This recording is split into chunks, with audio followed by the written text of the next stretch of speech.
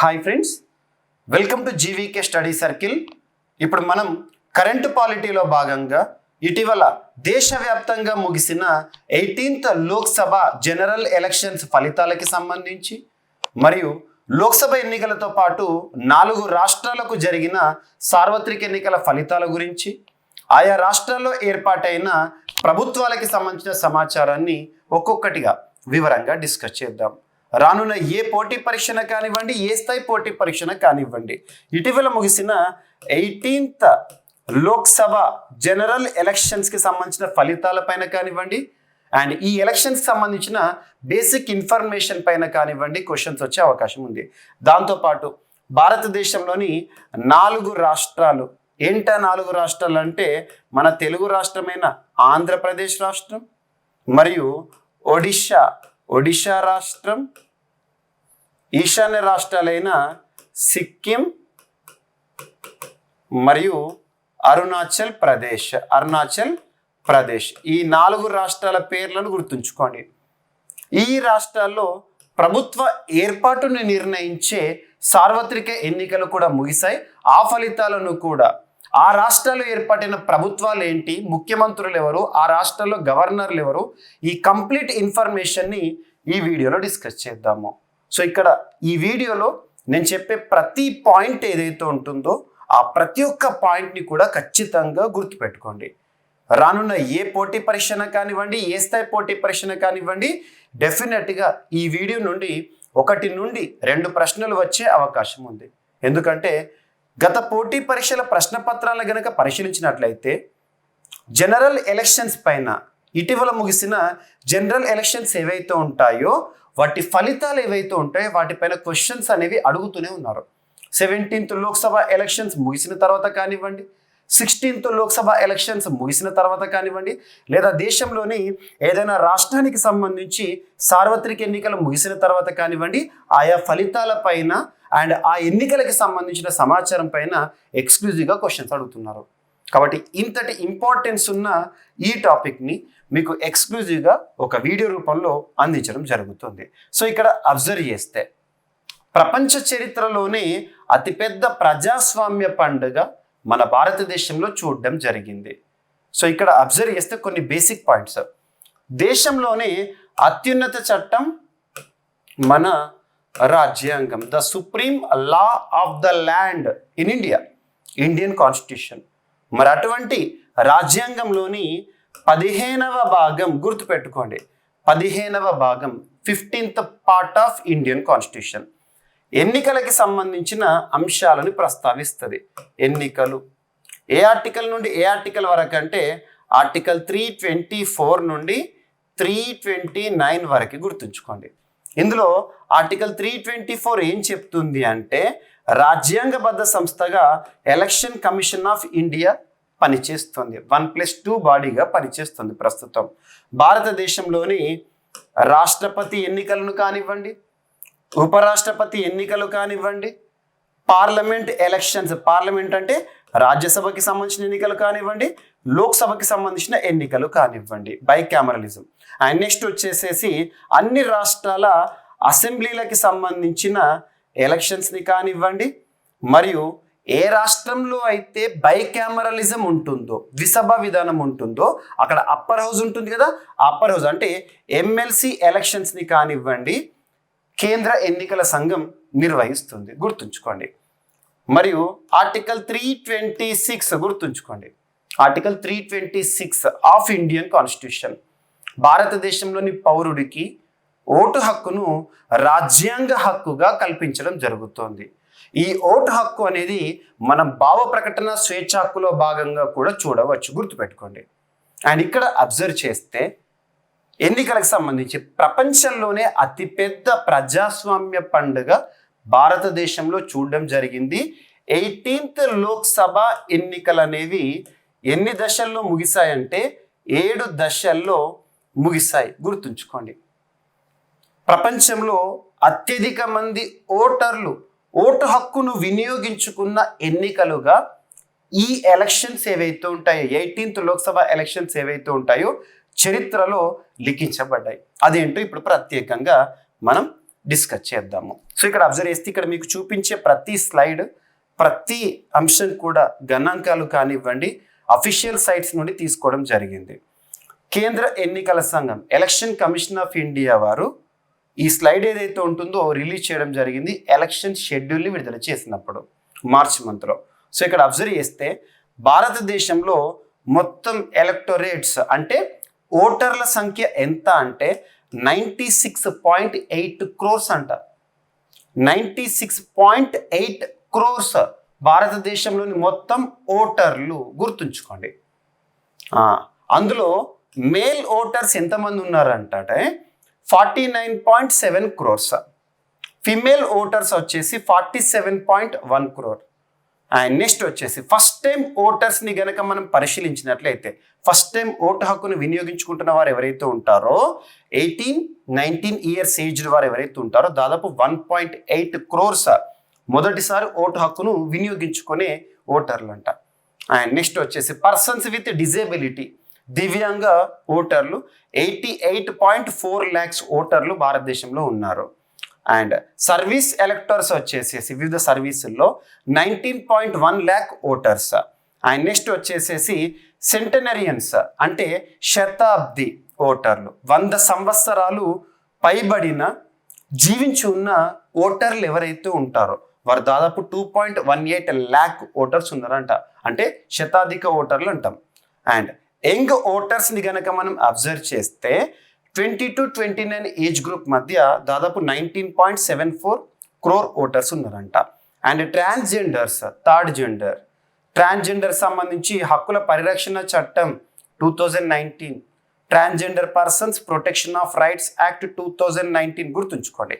So భారతదేశంలో ట్రాన్స్జెండర్లకు కూడా vote హక్కు ఉంది. ఇక్కడ 48,000 ఓటర్స్ ట్రాన్స్జెండర్స్గా ఉన్నారంట. అండ్ 85+ ఏజ్ ఓటర్స్, 85 సంవత్సరాలు పైబడిన వారు ఎంతమంది ఓటర్లు అంట అంటే 82 లక్షల మంది ఓటర్లు అంట. వీళ్ళందరూ కూడా ఇందులో ఈ 96.8 crore ఓటర్లు ఎవరైతే ఉంటారో వాళ్ళందరినీ కూడా మనం ఏ కేటగిరీలో ఎవరెవరు ఉన్నారని చెప్పేసి చూస్తే ఈ నెంబర్స్ అవన్నీ కూడా ఓకేనా. టోటల్ ఓటర్స్ ఎంతమంది అంటే అందరినీ కలిపితే 96.8 crore voters in India. So ప్రపంచ చరిత్రలోనే అతిపెద్ద ప్రజాస్వామ్య పండుగ దాదాపు 82 రోజుల సుదీర్ఘ ప్రక్రియలో ప్రశాంతంగా ఎన్నికలను నిర్వహించడం జరిగింది. అద్భుతంగా జరిగాయి. 7 దశల్లో ఎన్నికలు జరిగాయి. ఎన్నికల సంఘం, కేంద్ర ఎన్నికల సంఘం అద్భుతంగా ఎన్నికలను నిర్వహించడం జరిగింది. చివరి దశ వచ్చేసి జూన్ 1వ తేదీన ముగిసింది. ఫలితాలు, ఎన్నికల ఫలితాలు 18th లోక్సభ ఎలక్షన్స్ రిజల్ట్స్ అనేవి జూన్ 4వ తేదీ 2024 రోజున మనం చూడడం జరిగింది. ప్రపంచమంతా నివ్వెరపోయి వీక్షించిన ఒక గొప్ప క్రతువుగా, ఒక పండుగగా మన ప్రజాస్వామ్య దేశమైన భారతదేశంలో ఈ ఎన్నికల పండుగ అనేది అద్భుతంగా ముగిసింది. 96.8 కోట్ల ఓటర్లతో అలరారుతున్న భారతదేశం యూరోపియన్ యూనియన్, ఉత్తర అమెరికా దేశాల ఉమ్మడి జనాభా కంటే కూడా మన ఓటర్ల జనాభా ఎక్కువ ఉందంట, గుర్తుంచుకోండి. సో ప్రపంచంలో అత్యధికంగా 142 కోట్ల జనాభా ఉన్న భారతదేశం ప్రస్తుతం భారతదేశం. భిన్న భౌగోళిక వాతావరణ పరిస్థితులున్న భారత్లో ఎన్నికలు అంటే అంత పెద్ద ఆషామాషి వ్యవహారం కాదు, చాలా టఫెస్ట్ ప్రొసీజర్. ఇక్కడున్న 96.8 కోట్ల ఓటర్ల సంఖ్య ఐరోపా సమాఖ్య, యూరోపియన్ యూనియన్లో ఎంతమంది ఓటర్లు అంటారు దాదాపు అంటే 44.8 crores population. America 33.63 crores America population. Mexico 12.75 crores. ఇలా ప్రపంచంలోని ఎన్ని దేశాలు తీసుకున్నా కూడా అత్యధిక మంది ఓటర్లు మాత్రం మన భారతదేశంలో ఉన్నారు. ఒక్కొక్క దేశ జనాభా కూడా ఇంతమంది సంఖ్య లేదు, గుర్తుంచుకోండి. అత్యధిక మంది ఓటర్లు కలిగిన దేశం అండ్ ప్రస్తుతం ప్రపంచంలో అతిపెద్ద జనాభా కలిగిన దేశం భారతదేశం. అండ్ అన్ని దేశాలకు మార్గదర్శిగా మనం చూడడం జరుగుతుంది. కేంద్ర ఎన్నికల సంఘం అద్భుతమైన పనితీరు ప్రదర్శించింది. ఇప్పటివరకు భారతదేశంలో కేంద్ర ఎన్నికల సంఘానికి సంబంధించి చాలా మైల్ స్టోన్స్ ఉన్నాయి. ఈ ఎన్నికలు కూడా అద్భుతమైన మైల్ స్టోన్గా చరిత్రలో నిలిచిపోయినాయి. భారత ఎన్నికల సంఘం ఎలక్షన్ కమిషన్ ఆఫ్ ఇండియా 1952 నుండి 2024 వరకు లోక్సభకు 18 సార్లు, ఈసారి జరిగిన లోక్సభ ఎలక్షన్స్ ఎన్నవది 18th ఎడిషన్, గుర్తుంచుకోండి 18th ఎడిషన్. ఇక్కడ మనం అబ్జర్వ్ చేస్తే ప్రస్తుత లోక్సభ కాల పరిమితి 2024 నుండి 2029 వరకు ఉంటుంది 18th లోక్సభ. దేశంలోని అన్ని రాష్ట్రాల శాసనసభకు ఇప్పటి వరకు భారతదేశంలో 404 సార్లు ఎన్నికలు నిర్వహించిందంట కేంద్ర ఎన్నికల సంఘం ఇప్పటి వరకు. As an this video shoot, రాష్ట్రపతి ఉపరాష్ట్రపతుల ఎంపిక కోసం 16 సార్లు ఎన్నికలు నిర్వహించింది కేంద్ర ఎన్నికల సంఘం. ఈసారి నిర్వహించిన ఎన్నికలకు షెడ్యూల్ విడుదలైన మార్చి 16, సో మార్చ్ 16th 2024 రోజున కేంద్ర ఎన్నికల సంఘం అఫీషియల్గా 18th లోక్సభ ఎలక్షన్ షెడ్యూల్ని, దాంతోపాటు భారతదేశంలోని 4 రాష్ట్రాల సార్వత్రిక ఎన్నికల షెడ్యూల్ని రిలీజ్ చేయడం జరిగింది. అప్పటి నుండి మోడల్ కోడ్ ఆఫ్ కండక్ట్, ఎన్నికల ప్రవర్తన నియమావళి ఏదైతే ఉంటుందో అమల్లోకి వచ్చింది. మీకు నేను ఇండియన్ పాలిటీ కోర్స్లో ఆల్రెడీ మీకు మోడల్ కోడ్ ఆఫ్ కండక్ట్ అంటే ఏంటి, ఈ కాన్సెప్ట్ అంటే తెలుసు మీకు. 18th లోక్సభ ఏ ఆర్టికల్ సభకి సంబంధించిన కాల పరిమితి గురించి చెప్తుంది, ఇటువంటివన్నీ కూడా మీకు ఆల్రెడీ బేసిక్స్ ఐడియా ఉంది. ఎందుకంటే ఇండియన్ పాలిటీలో ఆల్రెడీ మీకు నేను ఇవన్నీ కంప్లీట్ చేశాను. ఓకేనా? 16 నుంచి ఫలితాలు వచ్చిన జూన్ 4 వరకు, సో మార్చ్ 16th రోజున ఎలక్షన్ షెడ్యూల్ని రిలీజ్ చేసింది. షెడ్యూల్ని రిలీజ్ చేసిన వెంటనే, షెడ్యూల్ నోటిఫికేషన్ కాదు, షెడ్యూల్ అంటే ఎప్పుడెప్పుడు ఏ దశ ఎన్నికలు జరుగుతాయి అని చెప్పేసి వాటికి సంబంధించిన నోటిఫికేషన్ ఎప్పుడు రిలీజ్ అవుతుందని ఒక షెడ్యూల్ని రిలీజ్ చేశారు మార్చ్ 16th. ఆ వెంటనే ఎలక్షన్ కూడా అమల్లోకి వచ్చింది. జూన్ 4th వరకు, ఈ మధ్యకాలం 82 days దేశ ఎన్నికల చరిత్రలో ఎక్కువ రోజులు సాగిన రెండో అతిపెద్ద ప్రక్రియ ఇది అంట. అంతకుముందు ఈ రికార్డు మొదటి స్థానం ఎవరితో ఉంది అంటే, తొలి సార్వత్రిక ఎన్నికలను మనం దాదాపు 4 నెలల కంటే ఎక్కువ సమయాన్ని పట్టిందిగా చెప్పవచ్చు. సో సెకండ్ లాంగెస్ట్ ఎలక్షన్ ప్రొసీజర్గా ఈ సంవత్సరం జరిగిన 18th లోక్సభ ఎలక్షన్స్ గుర్తుంచుకోండి. అండ్ ఇక్కడ అబ్జర్వ్ చేస్తే ప్రస్తుతం భారతదేశంలో ఈ 18th లోక్సభ ఎన్నికల సందర్భంగా, నిర్వహణ సందర్భంగా కేంద్ర ఎన్నికల సంఘం రిలీజ్ చేసిన కొన్ని గణాంకాలు. దాదాపు రిజిస్టర్డ్ ఓటర్స్ వచ్చేసి 96.8 crores, అంటే అరౌండ్ 97 crores మీకు ఐడియా ఉంది. అండ్ పోలింగ్ స్టేషన్స్, ఎన్ని పోలింగ్ స్టేషన్లో ఎన్నికలు నిర్వహించారట అంటే 10.5 polling stations, 10.5 lakh polling stations. అంటే మనం ఓటు వేయడానికి వెళ్తాం కదా బూత్, అలా 10.5 లక్షల polling stations, 1.5 crore polling officials and security staff, సిబ్బంది, ఎన్నికల సిబ్బంది, సో ఎన్నికలు నిర్వహించడానికి. And 55 lakh EVMs, electronic voting machines. EVMs ఎప్పుడు ఇంట్రడ్యూస్ అయినాయి, నోటా అంటే ఏంటి, వివిప్యాట్ అంటే ఏంటి, ఇవన్నీ కూడా మీకు నేను కరెంట్ పాలిటీ ఇండియన్ పాలిటీ కోర్స్లో ఎక్స్క్లూజివ్గా ఎక్స్ప్లెయిన్ చేశాను. అండ్ 4 lakh వెహికల్స్ అనేవి ఇందులో భాగంగా ఉపయోగపడ్డాయి.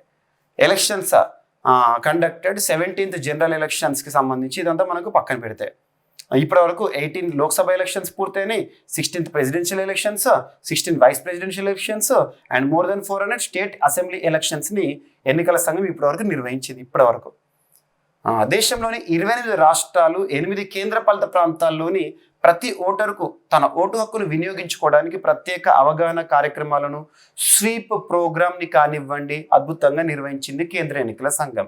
అండ్ కొన్ని థీమ్స్ కూడా, కొన్ని అఫీషియల్గా స్లోగన్స్ని కూడా ఇచ్చింది. నో ఓటర్ లెఫ్ట్ బిహైండ్ అని చెప్పేసి, ఏ ఓటర్ను వదిలివేయద్దు, ఇటువంటి అద్భుతమైన స్లోగన్స్ని కూడా ప్రజల్లోకి తీసుకెళ్ళి ప్రతి ఒక్కరిని కూడా పోలింగ్ స్టేషన్ల వరకు తీసుకొచ్చే ప్రయత్నం చేసింది కేంద్ర ఎన్నికల సంఘం. గుర్తుంచుకోండి. అండ్ ఇక్కడ కొన్ని గుర్తుంచుకోండి. హిమాచల్ ప్రదేశ్లోని తషిగాంగ్, వెరీ వెరీ ఇంపార్టెంట్. హిమాచల్ ప్రదేశ్లోని తషిగాంగ్ పోలింగ్ స్టేషన్ ఏదైతే ఉంటుందో వెరీ వెరీ ఇంపార్టెంట్. ప్రపంచంలోనే అత్యంత ఎత్తైన పోలింగ్ స్టేషన్గా చరిత్రలో నిలిచిపోయింది. ఎన్ని అడుగుల ఎత్తులో అంటే 15,256 feet హైట్లో హిమాచల్ ప్రదేశ్లోని తషిగాంగ్, గుర్తుంచుకోండి.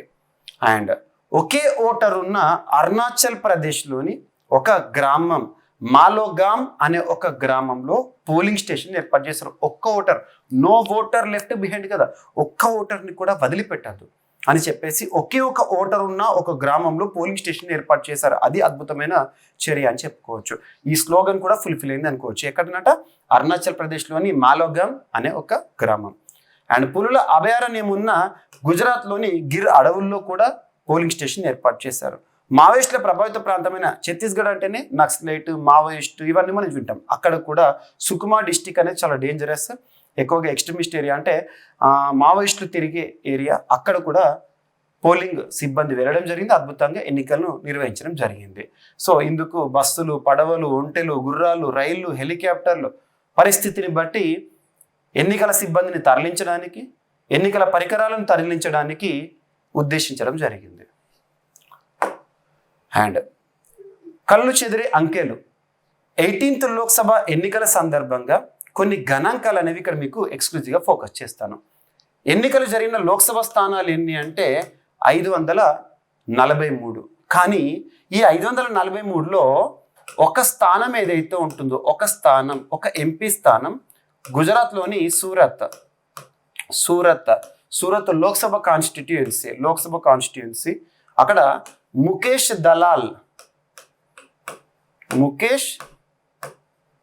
దలాల్ పేరు గుర్తుంచుకోండి, ముఖేష్ దలాల్ యునానిమస్లీ ఎలక్టెడ్.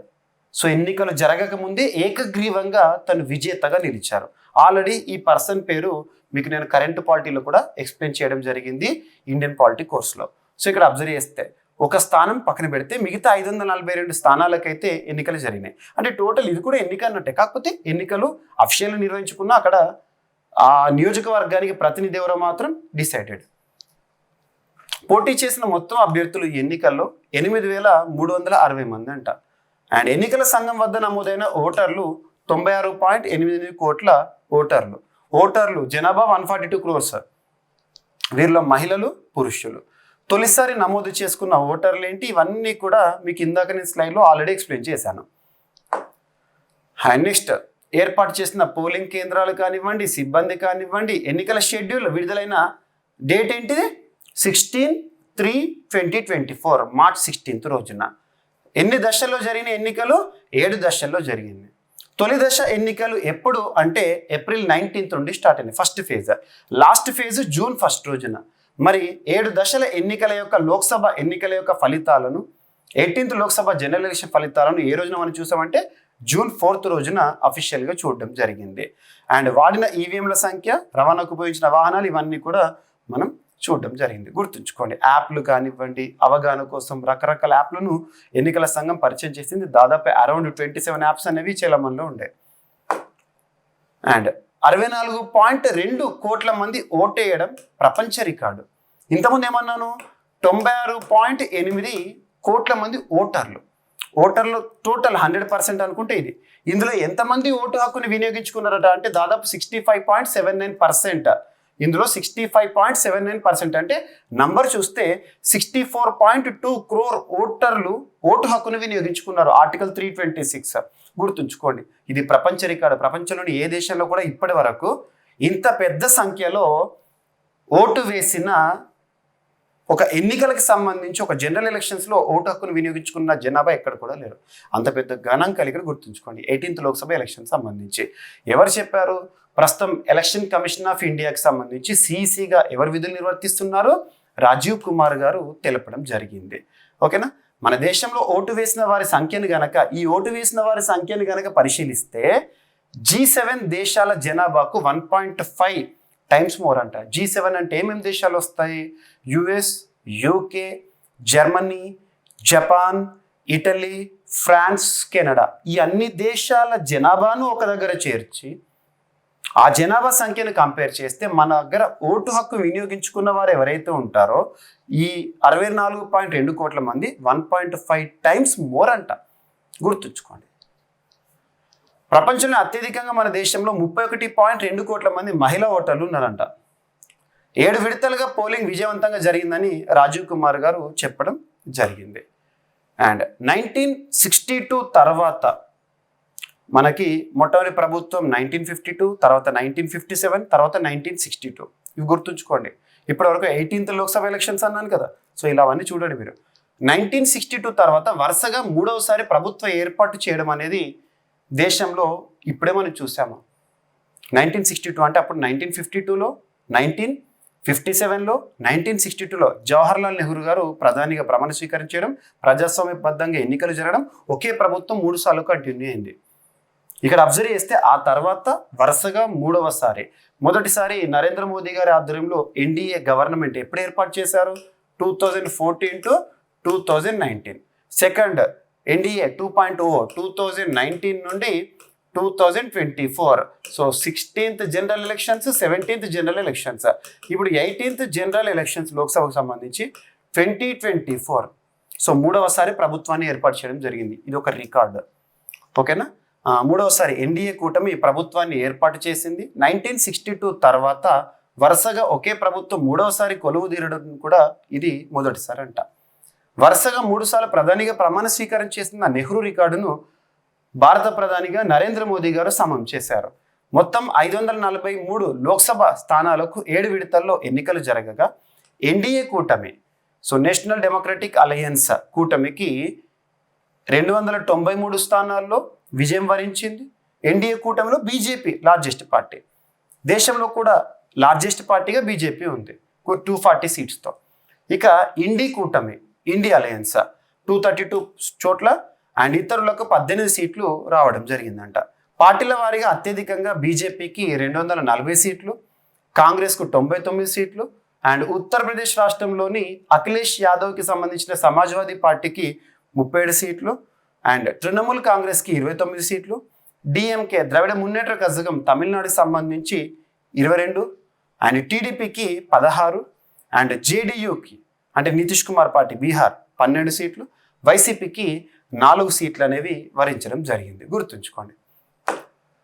ఇక పర్సెంటేజ్ పరంగా గనక మనం చూస్తే బీజేపీ ఓట్ షేర్ వచ్చేసేసి లేదా NDA vote share, so NDA vote share వచ్చేసేసి ఇక్కడ 42.8%, 42.8% లేదా దేశం మొత్తం కూడా పోలైన ఓట్లు, చెల్లిన ఓట్లు ఏవైతే ఉంటే మొత్తం ఓట్ షేర్ గనక చూస్తే లార్జెస్ట్ ఓట్ షేర్ ఎవరికి ఉంది, ఏ పార్టీకి ఉంది అంటే బీజేపీకి ఉంది 36.58%. అండ్ సెకండ్ వచ్చేసి ఇండియన్ నేషనల్ కాంగ్రెస్కి 21.22% అండ్ సమాజ్వాదీ పార్టీకి 4.58, తృణమూల్ కాంగ్రెస్కి 4.38. గుర్తుంచుకోండి ఇక్కడ ఓట్ షేర్ కనుక మనం అబ్జర్వ్ చేస్తే. సో ఎన్డీఏ కూటమికి ఓట్ షేర్ వచ్చేసి 42.8 అండ్ ఇండికి 40.6%. గుర్తుంచుకోండి. ఓకేనా. సో ఇది మనకు కొంత ఎగ్జామినేషన్ పాయింట్ ఆఫ్ వ్యూ రావచ్చు. అంటే కంపారిటివ్ స్టడీ కూడా అబ్జర్వ్ చేసినా కూడా పర్లేదు 2019 ఇప్పటికీ. ఓకేనా. అండ్ నెక్స్ట్ ఇక అసోసియేషన్ ఫర్ డెమోక్రటిక్ రిఫార్మ్స్, మీకు ఇండియన్ పాలిటీ కోర్స్లో కరెంట్ పాలిటీలో భాగంగా ఏడిఆర్ రిపోర్ట్స్ పైన ఖచ్చితంగా క్వశ్చన్స్ వస్తాయని తరచు మీకు చాలా రిపోర్ట్స్ చెప్పాను, ఏడిఆర్ రిపోర్ట్స్. సో ఇప్పుడు ఎన్నికలు ముగియగానే ఏడిఆర్ రిపోర్ట్ కూడా వార్తల్లోకి వచ్చింది. అత్యంత సంపన్న ఎంపీ ఎవరు అని, సో ఎంతమంది పైన క్రిమినల్ కేసులు ఉన్నాయని, ఈ ఎన్నికల్లో 18th లోక్సభ ఎన్నికల్లో గెలిచిన వారు ఎవరైతే ఉంటారో వారిపైన ఎంతమంది పైన క్రిమినల్ కేసెస్ ఉన్నాయి, ఎంతమంది చదువుకున్న వారు ఉన్నారు, ఎంతమంది సంపన్నులు ఉన్నారు, ఇటువంటివన్నీ కూడా మనం డేటా చూడాల్సి ఉంటుంది. సో ఎంపీల్లో 93% మంది కోటీశ్వర్లు ఉన్నారని అసోసియేషన్ ఫర్ డెమోక్రటిక్ రిఫార్మ్స్, ఈ సంస్థ ఏంటి, హెడ్ క్వార్టర్ ఏంటి, ఎప్పుడు ఏర్పడింది, ఇవన్నీ కూడా మీకు ఆల్రెడీ ఐడియా ఉన్నాయి. సో ఎంపీల్లో 504 మంది కోటీశ్వర్లు, ఫస్ట్ సెకండ్ ప్లేసుల్లో మన తెలుగు వాళ్ళే. ఒకరేమో గుంటూరుకి సంబంధించిన లోక్సభ ఎంపీ, సెకండ్ వచ్చేసేసి ఇక్కడ పెమ్మసాని గారు అండ్ సెకండ్ వచ్చేసి తెలంగాణలోని చేవెళ్ళకి సంబంధించి మనకు ఎంపీగా ఉన్న వ్యక్తి. చూడండి ఇక్కడ సార్వత్రిక ఎన్నికల్లో కొండావరు. సో సార్వత్రిక ఎన్నికల్లో గెలిచిన అభ్యర్థుల్లో 93% మంది కోటీశ్వర్లేనని association for democratic reforms report release చేసింది. గత ఎంపీల్లో 475 మంది మిలియనీర్లు ఉండగా వీరి సంఖ్య ఈసారి 504కి చేరిందంట. సో గుర్తుంచుకోండి సంపన్నులు. ధనిక ఎంపీల్లో గుంటూరు టీడీపీ అభ్యర్థి పెమ్మసాని చంద్రశేఖర్ గారు ప్రస్తుతం కేంద్రంలో సహాయ మంత్రి హోదాలో ఉన్నారు. తన ఆస్తుల విలువ అంటే ఎన్నికల సందర్భంగా నామినేషన్ వేసినప్పుడు అఫిడవిట్ ఫైల్ చేస్తారు కదా, అక్కడ 5,705 కోట్లు మొదటి స్థానంలో ఉన్నారు. ఇక తెలంగాణ రాష్ట్రానికి సంబంధించి బీజేపీ ఎంపీగా గెలిచిన చేవెళ్ళ లోక్సభ అభ్యర్థి కొండ విశ్వేశ్వర రెడ్డి గారి ఆస్తుల విలువ 4,568 కోట్లు. గుర్తుంచుకోండి. 543 మంది ఎంపీల్లో 251 మందిపై అంటే దాదాపు మొత్తం ఎలక్ట్ అయిన ఎంపీల్లో 46% అభ్యర్థులపైన క్రిమినల్ కేసులు ఉన్నాయంట. ఇందులో 27 మంది దోషులుగా కూడా ఆల్రెడీ తేలారంట. క్రిమినల్ కేసులు ఎదుర్కొంటున్న అభ్యర్థులు లోక్సభకు ఈ స్థాయిలో ఎంపిక కావడం కూడా ఇదే మొదటిసారి. లోక్సభకు కొత్త వారు 280 మంది, ఈసారి 280 కొత్త ఎంపీలు లోక్సభలో అడుగుపెట్టబోతున్నారు. లోక్సభలో మొత్తం 543 మంది సభ్యులు ఉండగా వీరిలో కొత్త ఎంపీలు 52% అంట. సో ఇక్కడ అబ్జర్వ్ చేస్తే ఎంపీల్లో 46% నేర చరిత్రలు ఏడిఆర్ రిపోర్ట్ ఏం చెప్తోంది. లోక్సభకు తాజాగా ఎన్నికైన 543 మందిలో 46% అంటే 251 మంది నేర చరిత్ర ఉన్నవారే అని అసోసియేషన్ ఫర్ డెమోక్రటిక్ రిఫార్మ్స్ చెప్తుంది సంస్థ. అందులో 27 మంది ఆల్రెడీ దోషులుగా కోర్టుచే నిర్ధారించబడ్డారంట కూడా. అంతెందుకు గెలిచిన వాళ్ళలో ఒకరు ఖలిస్తాన్ మూమెంట్ నిర్వహించిన వ్యక్తి కానివ్వండి, యాక్చువల్గా ఎన్నికలకు సంబంధించి క్యాంపెయిన్ వెళ్లకుండానే జైలు నుండి పోటీ చేసి గెలిచిన వ్యక్తులు కూడా ఉన్నారు. మనం చూసాం ఇవన్నీ కూడా. సో ఇంత నేర చరిత్ర ఉన్న వాళ్ళు ఇంత భారీ సంఖ్యలో దిగువ సభకు ఎన్నికవ్వడం, లోక్సభకి ఎంపిక అవ్వడం చరిత్రలో ఇదే మొదటిసారని అసోసియేషన్ ఫర్ డెమోక్రటిక్ రిఫార్మ్స్ చెప్పింది. 2014 ఎన్నికల్లో 34% ఉంటే అంటే అప్పుడు 185 మంది నేర చరిత్ర ఉన్న వాళ్ళు. 2009లో 30% అంటే 162 మంది. 2004లో 23% అంటే 125 మంది. సో ఇప్పుడు 251 మంది అంట. సో దోషులుగా నిర్ధారితమైన వారు. అండ్ విద్వేష ప్రసంగాలు, హేట్ స్పీచ్ అంటే ఏంటి, భావ ప్రకటన స్వేచ్ఛ హక్కులో భాగంగా హేట్ స్పీచ్ ఎట్లా ఉంటుంది, ఇవన్నీ కూడా మీకు already current polity, Indian polity కోర్సులు చెప్పాను. సో ఇవి ఏ విధంగా ఎటువంటి కేసులు ఎదుర్కొంటున్న వారని సంఖ్యలు కూడా మీకు ఇక్కడ చూపించడం జరుగుతుంది. అండ్ నేర చరిత్రలు ఏ సంవత్సరంలో ఏ విధంగా ఉన్నారు, హైయెస్ట్ క్రిమినల్ బ్యాక్గ్రౌండ్ లేదా నేర చరిత్ర ఉన్న నాయకులు ఎన్నికవ్వడం ఇంత పెద్ద సంఖ్యలో ఇది ఫస్ట్ టైం అట. 18th లోక్సభ ఎన్నికల్లో కేసులు ఉన్న వాళ్ళు చాలా మంది ఉన్నారంట. 18th లోక్సభ ఎంపీ అభ్యర్థుల సగటు వయసు వచ్చేసి యావరేజ్ ఏజ్, ఇప్పుడు 543 మంది కదా లోక్సభలో, వీళ్ళ యావరేజ్ ఏజ్ ఏదైతే ఉంటుందో యావరేజ్ ఏజ్ వచ్చేసేసి 56 అంట. 56 ఇయర్స్ సగటు. సో పిఆర్ఎస్ అనే సంస్థ ఒక రిపోర్ట్ రిలీజ్ చేసింది. లోక్సభ ఎన్నికల్లో గెలుపొందిన వారి సగటు వయసు 56 ఏళ్ళని పిఆర్ఎస్ సంస్థ వెల్లడించింది. గత లోక్సభలో ఇది 59గా ఉందంట. గత లోక్సభ అంటే 17th లోక్సభ అంటే రీసెంట్గా 2024 వరకు, 2019 నుండి 2024 వరకు 17th లోక్సభ ఉంది కదా, వాళ్ళ సగటు వయస్సు అందరినీ కలిపితే సగటు వయసు వచ్చేసి 59, ఇప్పుడు 56 అంట. గెలిచిన ఎంపీల్లో 40 లేదా అంతకన్నా తక్కువ వయసు కలిగిన వారు 11% మంది ఉన్నారంట. 41 నుండి 55 ఏళ్ల మధ్య ఉన్నవారు 38% మంది ఉన్నారంట. అండ్ 55 ఏళ్ళు పైబడిన వారు 52% ఉన్నారని చెప్పారు. సో గెలిచిన వారిలో సమాజ్వాదీ పార్టీకి చెందిన పుష్పేంద్ర సరోజ్ 25 సంవత్సరాల వయసు, ప్రియా సరోజ్ 25 వయసు రీత్యా చిన్నవారు, డిఎంకే పార్టీకి చెందిన టిఆర్ బాలు అతిపెద్ద వయస్కుడు 85 సంవత్సరాల వయస్సు అని చెప్పడం జరిగింది ఈ సంస్థ.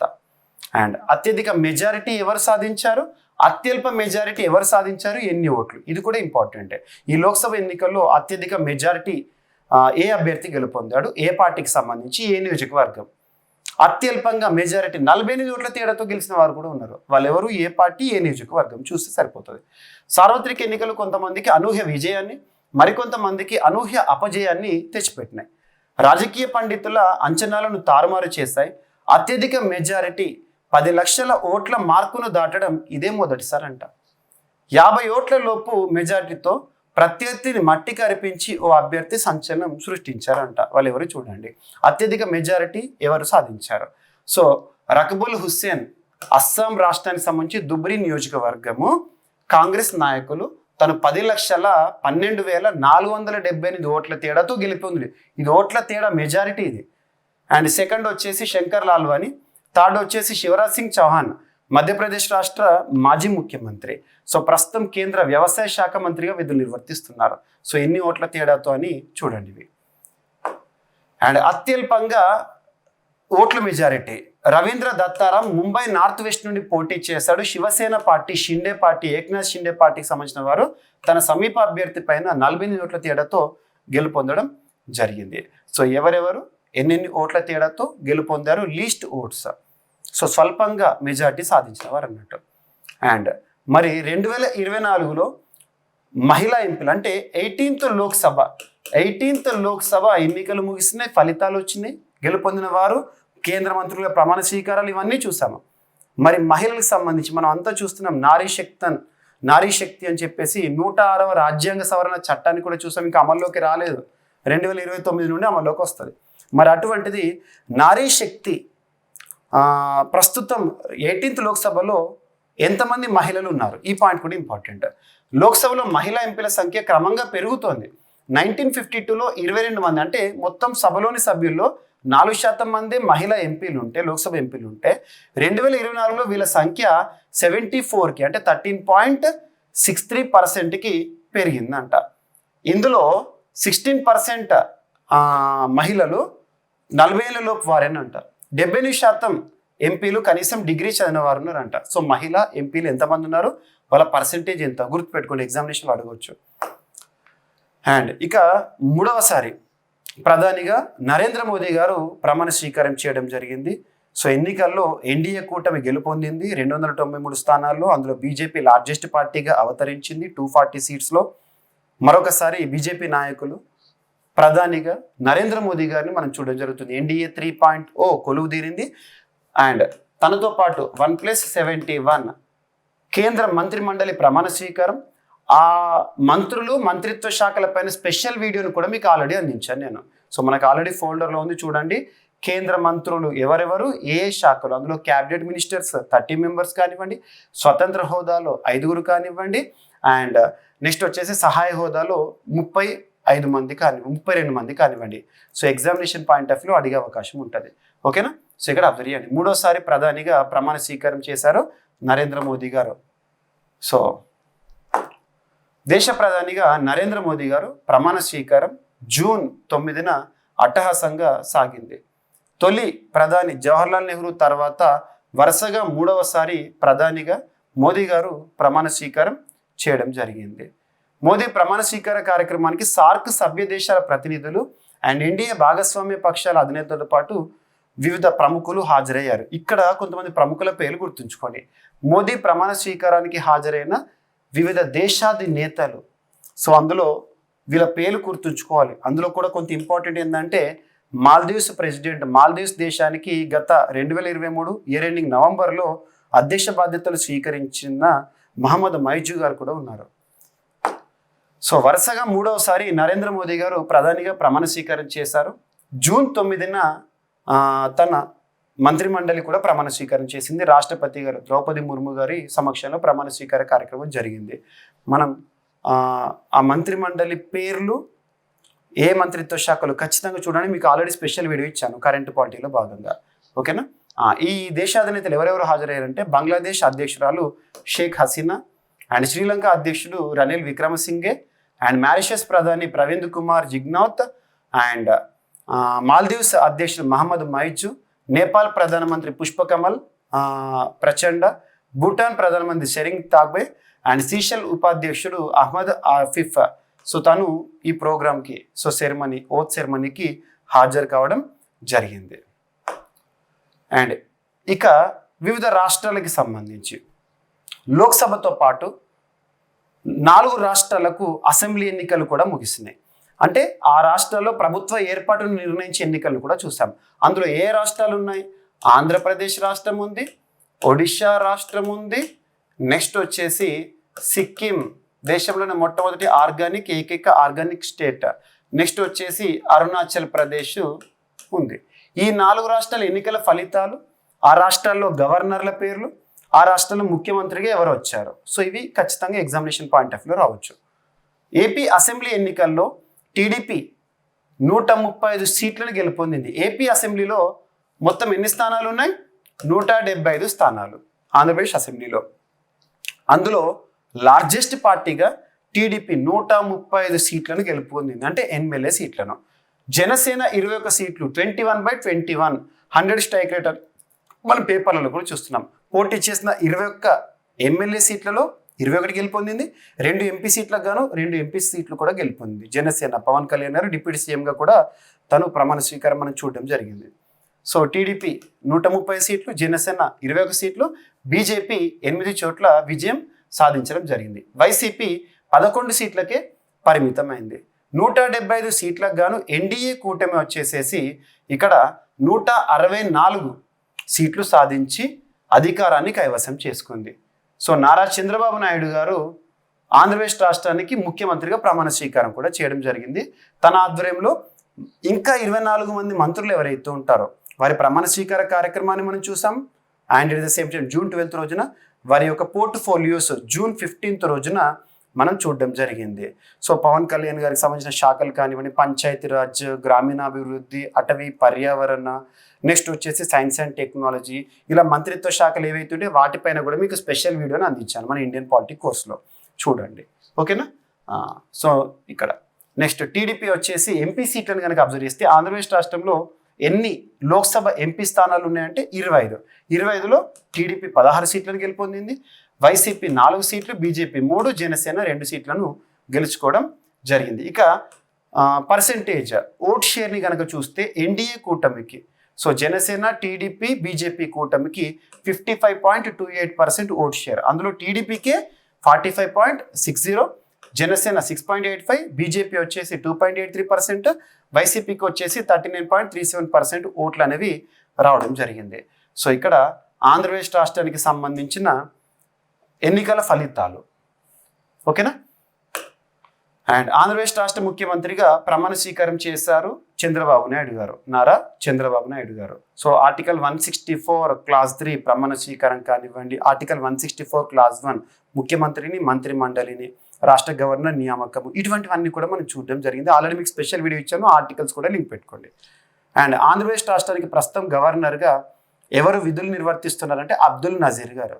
ఎందుకు ఈ పేరు చెప్పానంటే ముఖ్యమంత్రి ప్రమాణ స్వీకారం చేసి వార్తల్లోకి వచ్చారు. ఇప్పుడు ఈ 4 రాష్ట్రాలు అస్సాము, సిక్కిము, అరుణాచల్ ప్రదేశ్, ఆంధ్రప్రదేశ్, ఒడిశా, ఈ 4 రాష్ట్రాల గవర్నర్ల పేర్లు కావాలి, ముఖ్యమంత్రుల పేర్లు కూడా కావాలి. ఎగ్జామినేషన్లో అడుగుతారు. ఓకేనా. సో గుర్తుపెట్టుకోండి. ఓకేనా. అండ్ నెక్స్ట్ వచ్చేసి అరుణాచల్ ప్రదేశ్ రాష్ట్ర ముఖ్యమంత్రిగా మరొకసారి పెమా ఖండు గారు ప్రమాణ స్వీకారం చేశారు. అరుణాచల్ ప్రదేశ్ రాష్ట్రంలో మొత్తం ఎన్ని అసెంబ్లీ స్థానాలు అంటే 60 అసెంబ్లీ స్థానాలు. అందులో బీజేపీ 46 స్థానాలు, ఆ 46లో 10 ఏకగ్రీవం అయిపోయినాయి. సో అరుణాచల్ ప్రదేశ్లో మొత్తం 60 సీట్లు అంటే 60 మంది ఎమ్మెల్యేలో 46 స్థానాల్లో బీజేపీ గెలుపొందింది. గుర్తుంచుకోండి. ఓకేనా. అండ్ మిగతా పార్టీలు ఏవైతే ఉన్నాయో ఎలా గెలుపొందారని చెప్పేసి ఇక్కడ నంబర్ కూడా ఇచ్చాను. బట్ మిగతా రాష్ట్రాల పైన అంతగా అడగకపోవచ్చు. అంటే ముఖ్యమంత్రి పేరు అడుగుతారు, ఎవరు అధికారంలోకి వచ్చారు, ఎన్ని సీట్లు గెలుపొందారో అడుగుతారు. కానీ మిగతా పార్టీలు కూడా ఎన్ని గెలిచాయని అడిగే అవకాశాలు తక్కువ. అయినా కూడా మీకు ఇక్కడ మెన్షన్ చేస్తున్నాను. నేషనల్ పీపుల్స్ పార్టీ ఏమో 5 స్థానాల్లో, and NCP 3, people's party of Arunachal 2, Congress 1 స్థానంలో గెలుపొందడం జరిగింది. 60 స్థానాల్లో ఎన్నికలకు ముందే 10 స్థానాల్లో బీజేపీ ఎన్నిక ఏకగ్రీవం కూడా అయింది. మరి అరుణాచల్ ప్రదేశ్ రాష్ట్రానికి సంబంధించి ప్రస్తుతం గవర్నర్గా ఎవరు విధులు నిర్వర్తిస్తున్నారంటే కైవల్య త్రివిక్రమ్ పర్నాయక్. ఎందుకు గవర్నర్ పేరు చెప్పానంటే తన సమక్షంలోనే ముఖ్యమంత్రిగా పెమా ఖండు గారు ప్రమాణ స్వీకారం చేయడం జరిగింది. గుర్తుంచుకోండి. అండ్ ఒడిశా రాష్ట్ర సీఎంగా చరణ్ మాజీ గారు వార్తల్లోకి వచ్చారు. సో గతంలో ఒడిశా రాష్ట్రం అంటేనే ముఖ్యమంత్రి మనకు ఎవరి పేరు చూస్తూ ఉంటాము, నవీన్ పట్నాయక్ గారు, బిజు జనతా దళ్ 20 ఏళ్లకు పైగా ముఖ్యమంత్రిగా విధులు నిర్వర్తించారు. ఇంకొక 2 మంత్స్ ఉంటే దేశ చరిత్రలోనే అత్యధిక కాలం ముఖ్యమంత్రి అనే రికార్డు తన పేరిట ఉండేది. కానీ బిజు జనతా దళ్ ఓడిపోయింది. బీజేపీ లార్జెస్ట్ పార్టీగా ఒడిశా రాష్ట్రంలో మొత్తం ఎమ్మెల్యే స్థానాలు ఎన్ని అంటే 147, అందులో బీజేపీ 78 స్థానాల్లో విజయం సాధించింది, అధికారాన్ని ఏర్పాటు చేసింది బీజేపీ మొదటిసారి. సో ఇక్కడ బీజేడీ అధికార పక్షంగా మొన్నటి వరకు ఉన్న బిజు జనతాదళ్ ఏమో 51 స్థానాలు, కాంగ్రెస్ 14, సిపిఎం 1, స్వతంత్రులు 3. గుర్తుపెట్టుకోండి. అండ్ ఇక్కడ ఒడిశా రాష్ట్ర గవర్నర్గా ప్రస్తుతం ఎవరు విధులు నిర్వర్తిస్తున్నారంటే రఘుబర్ దాస్ గారు. ఎందుకంటే తన సమక్షంలోనే చరణ్ మాజీ గారు ఇటీవల సీఎంగా మోహన్ చరణ్ మాజీ గారు ప్రమాణం చేయడం జరిగింది. గుర్తుంచుకోండి. ఓకేనా. అండ్ సిక్కిం సీఎంగా మరొకసారి తమాంగ్ గారు ప్రమాణ స్వీకారం చేశారు. సో సిక్కిం సీఎంగా ఎస్కేఎం, సో సిక్కిం క్రాంతికారి మోర్చా అంటాం, ఎస్కేఎం అధినేత ప్రేమ్ సింగ్ కుమార్ తమాంగ్ జూన్ 10న ప్రమాణ స్వీకారం చేయడం జరిగింది. గవర్నర్గా ఎవరు విధులు నిర్వర్తిస్తున్నారు సిక్కింలో అంటే లక్ష్మణ్ ప్రసాద్ ఆచార్య గారు గ్యాంగ్టక్లో తన చేత ప్రమాణ స్వీకారం చేయించడం జరిగింది. సిక్కింలో మొత్తం అసెంబ్లీ స్థానాలు ఏంటంటే 32, అందులో ఎస్కేఎం సిక్కిం క్రాంతికారి మోర్చా పార్టీ 31 సీట్లలో ఘన విజయం సాధించింది. గుర్తుపెట్టుకోండి. ఓకేనా. సో ఇలా ఎగ్జామినేషన్ పాయింట్ ఆఫ్ వ్యూలో ఇప్పుడు మీకు డిస్కస్ చేసిన లోక్సభ 18th జనరల్ ఎలక్షన్స్ కానివ్వండి, 18th లోక్సభ జనరల్ ఎలక్షన్స్, 4 రాష్ట్రాల అసెంబ్లీ ఎన్నికలు అండ్ ఏడీఆర్ రిపోర్ట్ కానివ్వండి, ఇటువంటి రిపోర్ట్స్ ఏవైతే ఉంటాయో వాటిపైన కూడా ఎగ్జామినేషన్ పాయింట్ ఆఫ్ క్వశ్చన్స్ వస్తాయి. వీటికి అదనంగా మీరు ఇంకేం చేయాలంటే మీకు మరొక 2 స్పెషల్ వీడియోస్ కూడా ఇచ్చాను. ఏంటదంటే యూనియన్ గవర్నమెంట్కి సంబంధించి కౌన్సిల్ ఆఫ్ మినిస్టర్స్, కేంద్ర మంత్రి మండలి, ఆ 72 మంది, అందులో ఒకరు నరేంద్ర మోదీ గారు, మిగతా 71 మంది ఆ పేర్లు చెప్పాను, వాళ్ళ పోర్ట్ఫోలియో చెప్పాను. అండ్ నెక్స్ట్ వచ్చేసి ఆంధ్రప్రదేశ్ రాష్ట్రానికి సంబంధించి క్యాబినెట్ ఇటీవల మినిస్టర్స్ ఎవరైతే ఉన్నారో 1+24 వారి పేర్లను కూడా గుర్తుపెట్టుకోండి. ఇక మంత్రిమండలి సంఖ్య ఎంతకు మించకూడదు, 91వ రాజ్యాంగ సవరణ 2003 ఏం చెప్తుంది, ఇవన్నీ కూడా ఆల్రెడీ మీకు ఈ 2 వీడియోల్లో కవర్ చేశాను. సందర్భానుసారం ఏ వీడియోలో ఏ కంటెంట్ అయితే చెప్పాలో అదే కంటెంట్ని ఇక్కడ క్లియర్గా ఎక్స్ప్లెయిన్ చేస్తున్నాను. మీరు చేయాల్సింది ఏంటంటే ఈ జూన్ మంత్లోనే మనకు కరెంట్ పాలిటీలో 3 వీడియోలు ఇచ్చాను. ఒకటి కౌన్సిల్ ఆఫ్ మినిస్టర్స్ ఫస్ట్ ఇచ్చాను, కేంద్ర మంత్రి మండలి అక్కడ ఆర్టికల్స్ కూడా లింక్ చేశాను. సెకండ్ వచ్చేసి ఏపీకి సంబంధించి రాష్ట్ర ప్రభుత్వం టాపిక్లో ఆర్టికల్స్ లింక్ చేశాను. థర్డ్ వచ్చేసి ఇటీవల ముగిసిన 18th లోక్సభ జనరల్ ఎలక్షన్స్, ఇవన్నీ కూడా చెప్పడం జరిగింది. సో ఇవన్నీ చూడండి. సో నెక్స్ట్ టాపిక్స్తో మళ్ళీ కలుద్దాం. Thank you.